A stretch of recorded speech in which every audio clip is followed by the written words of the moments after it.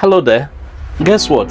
Smart investors in the diaspora, specifically UK, are now investing their hard-earned money back home in the Lagos real estate market. But the question is, do you know why? And the major reason why I will tell you why this is happening is that the smart investors are seeing better opportunities investing in commercial real estate in Lagos, Nigeria, compared to ownership of apartments in the diaspora. And one of the reasons why, upon doing a little research, is that most landlords in the UK, while struggling with taxes and low yields from rental income, they are also having smart investors investing back in the commercial real estate in Lagos, Nigeria, and cashing out quietly. And guess why this has happened? The reason is that they know where to put their money. In this video today, I'll be talking about important things you should know. I'll also be doing some comparison as well. I'll be talking about the UK rental properties. I'll be talking about the Lagos retail plazas. I'll also be talking about cash flow as well as ROI, and also why the smart diaspora clients are investing back at home in commercial real estate in the year 2026. If you feel this video is for you, then I will say you're welcome and stay tuned as we continue the video. Before I dive into talking about the investments in the Nigerian economy, it's very important I also touch at the reality of UK property ownership. One thing you should know is that the UK property market is quite stable. You should note that when it comes to the UK property market, it's quite stable, but one thing you should understand is that when it comes to profitability, it could be very difficult. And in most cases, most landlord tends to face high taxes, mortgage pressure, strict restriction, while appreciation in some areas, as well as rental protection. And in some cases, you could even argue that the tenants have more rights than the landlord themselves. And after these all expenses, that is when the landlord tends to get a weak income or weak return on investment on their investment. But also looking at the Lagos market when it comes to commercial markets, looking at why they are different as well, or why this is working differently as well, you should note that when it comes to retail plazas benefits, you should know that they benefit from massive population growth, because when it comes to the Lagos market, you could always say that it's very rare for you to have a strategic plaza in strategic location with good footfall, not prosper in terms of good yield of return on investment.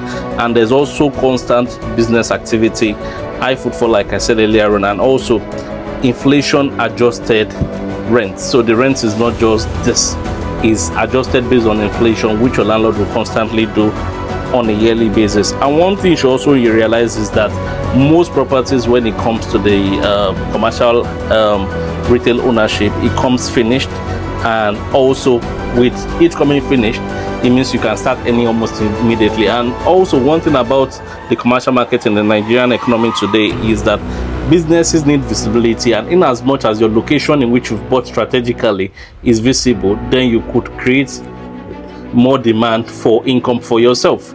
So you need to strategically put that in mind. If you're getting a lot of value for our video so far, please kindly do like, share, comment on this video while I continue in the video right about now.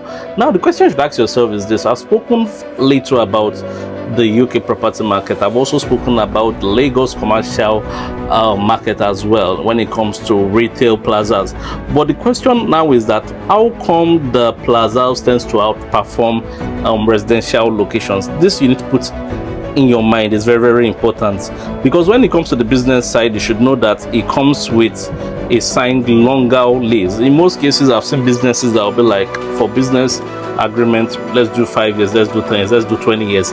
It's for long term, and also it's pay up front. You have to pay up front as well. You have to pay up front as well. And also in most cases, if businesses are good, they can even extend. And also when it comes to interior decoration or the interior structuring, the person renting it is going to come up with the concept that suits their business brand. And this comes with what? Because of all this I've mentioned, number one thing this comes with, or the number one thing this reduces, is what we call tenancy drama, because majority of those things I've mentioned above tends to reduce the pressure of you as a landlord. So it reduces your tenancy drama, and also it brings about less turnover, and also this brings about predictable capital, or I can say cash over, because of cash flow. And this brings about predictable cash flow, because if you are there for 20 years, you know, you could almost predict what you'll be earning for the next 20 years. But if you look at it from another perspective, if it was residential, the person might just use a year there and leave. Okay, so that is the difference between that's the way in which the retail plaza tends to outperform the residential locations. But now, I said something earlier, it's not just about you saying I want to start a retail plaza or I want to buy a retail plaza. You need to strategically buy them. So I'm going to mention about 7 spots in Lagos that you should buy. These are based on research and actual reality in terms of people who have gotten results, and few of those locations we tend to have commercial properties for sale right now as well. So if you're interested, you could reach us via a call, or as well chat us via WhatsApp, or as well check out our videos. I think we've done 2 or 3 videos recently about fast rising commercial places to buy retail plaza or to buy retail unit ASAP. So the one location I've mentioned will be Lekki. Obviously, you know, Lekki has a prestige when it comes to commercial real estate. If you're somebody who has studied the Lekki market for a long time like me, I remember then the Admiralty Way then were full of houses, and it got to a time that even right now, for you to see a residential property on Admiralty Way, note that that person is quite wealthy, because a company or 2 or 3 would have approached that person, but that person doesn't see there's no why to sell. So that location is very, very promising. The second location is Sogotedo. When you're thinking of affordable, not so extremely expensive commercial real estate in Lagos as of today, Sogotedo plays a part as well. And also when we talk about places like Aja also massive population in that area, you cannot get it wrong investing in commercial real estate there.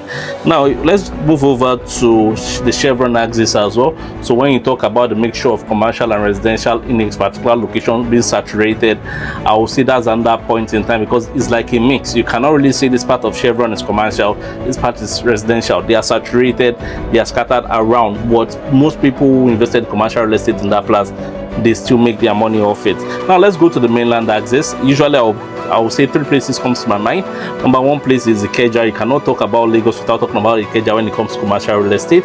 Number 2 place I'll talk to about is Yaba. Yaba, you can almost not talk about commercial real estate without talking about Yaba. And number 3 I'll mention will be Surulere. So those 3 places are very key if you're thinking of the mainland. Like I always say in my videos, there cannot be profit without loss, and there cannot be benefits without risk. Why I believe in commercial real estate, one thing you should also know is that commercial real estate is not risk guarantee.